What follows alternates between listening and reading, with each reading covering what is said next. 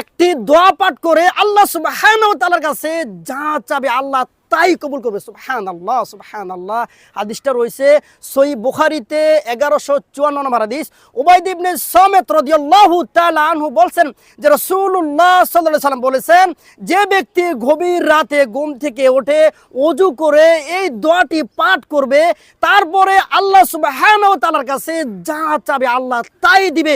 আল্লাহর কাছে যা চাবে আল্লাহ তাই দিবে। সুবহানাল্লাহ। দোয়াটি হচ্ছে লা ইলাহা ইল্লাল্লাহু ওয়াহদাহু লা শারীকা লাহু লাহুল মুলকু ওয়া লাহুল হামদু ওয়া হুয়া আলা কুল্লি শাইইন কাদির। সুবহানাল্লাহি আলহামদুলিল্লাহি ওয়া লা ইলাহা ইল্লাল্লাহু আল্লাহু আকবার ওয়া লা হাওলা ওয়া লা কুওয়াতা ইল্লা বিল্লাহ। অবশ্যই আপনি ভিডিওটা শেয়ার করে দিবেন। হতে পারে আপনারটা ভিডিও হতে পারে আপনার, অবশ্যই আপনি ভিডিওটা শেয়ার করে দিবেন। হতে পারে আপনার একটা শেয়ারে হাজার